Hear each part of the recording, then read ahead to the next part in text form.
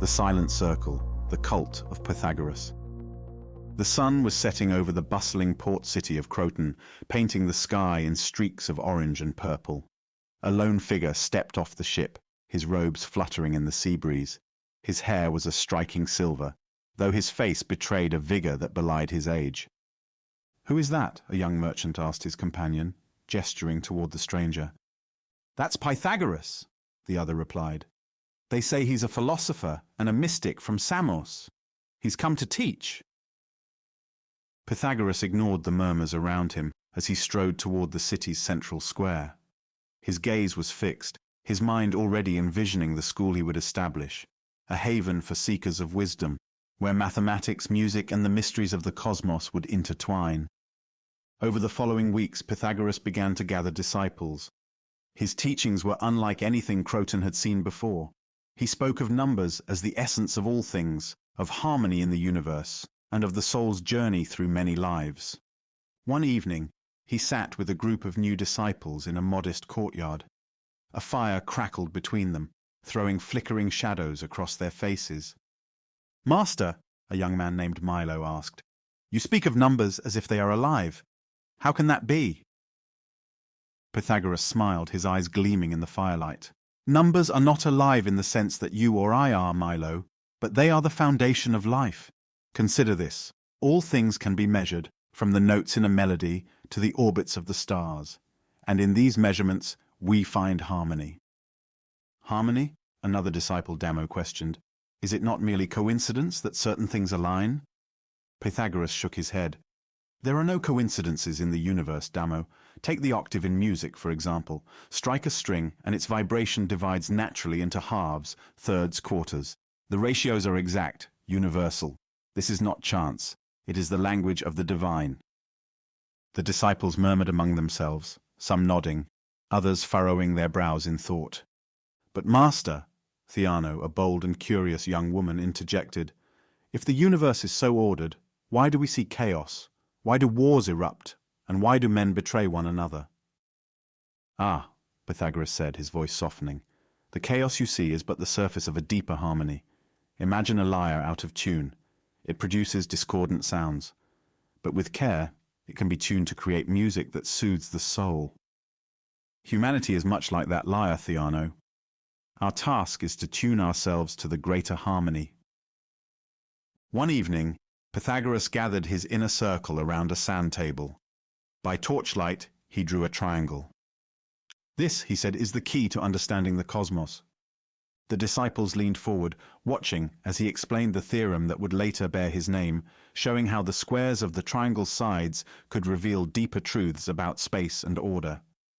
"Master," asked Damo, always the skeptic, "why does this matter? It's just a calculation." Pythagoras smiled. "It is far more than a calculation, Damo. This theorem demonstrates that the universe is rational. Even in something as simple as a triangle, there is order, balance, and predictability. If we can see it here, we can find it everywhere." Theano, who had been silently watching, asked, "And what of the tetractys, Master? You said it holds the key to the universe." Pythagoras nodded solemnly and drew 10 dots in a triangular pattern. "This," he said, "is the tetractys. It represents the harmony of all things, the 4 elements, earth, air, fire, water, united by the divine. It is the sacred 10, the sum of the first 4 numbers. Within it lies the secret of creation." The disciples stared at the figure, their minds racing. "Can numbers truly explain creation?" Milo whispered.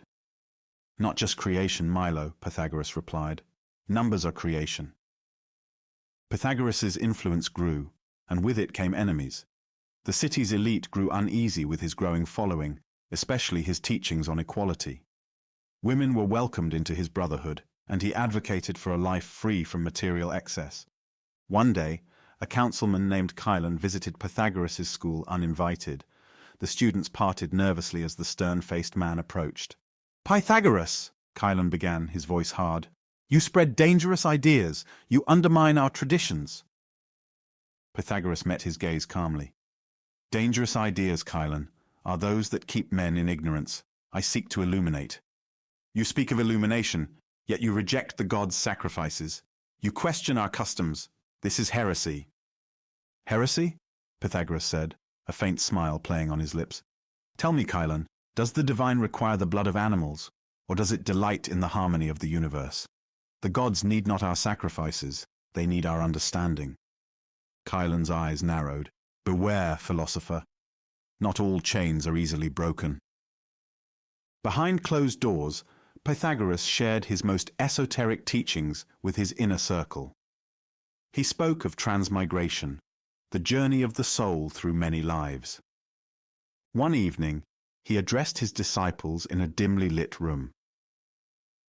Each of you, he said, has lived many lives before this one.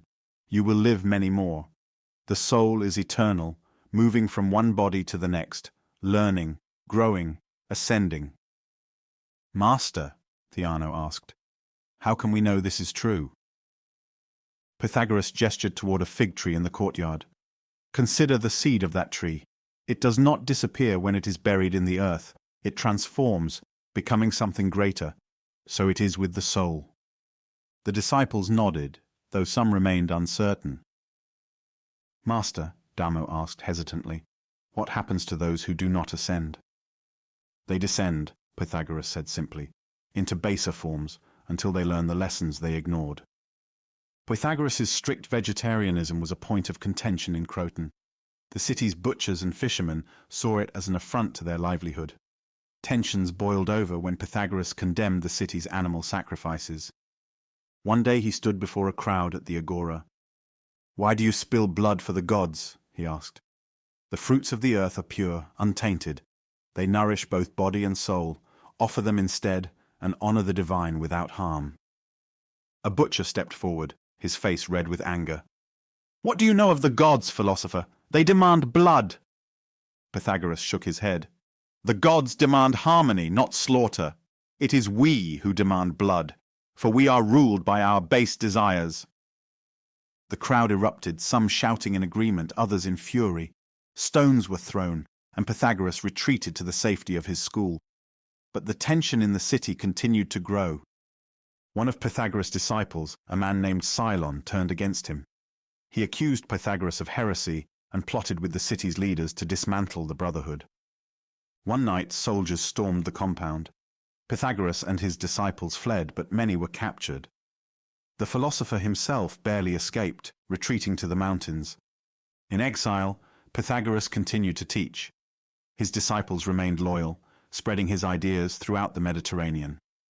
The Brotherhood became a secretive network, its teachings whispered in the shadows. As Pythagoras grew older, his thoughts turned increasingly to the divine. One evening, as he meditated beneath the stars, he called Theano to his side. Theano, he said, you will carry on my work. The world is not ready for all that I have seen, but one day it will be. What do you mean, master? She asked. Pythagoras looked at her, his eyes filled with both sorrow and hope. The harmony I seek is not of this world. It is beyond it. But we can glimpse it, if we listen. Pythagoras's death remains shrouded in mystery. Some say he was killed by his enemies. Others believe he ascended to the stars, becoming part of the celestial harmony he so often spoke of. His teachings endured, passed down through the ages. The Pythagorean Brotherhood influenced generations of thinkers, from Plato to the Renaissance mathematicians. And though his name is often associated with a simple geometric theorem, those who delve deeper discover a man who sought to unite the earthly and the divine. The story of Pythagoras is not just a tale of numbers and theorems. It is a story of vision, courage, and the eternal quest for truth.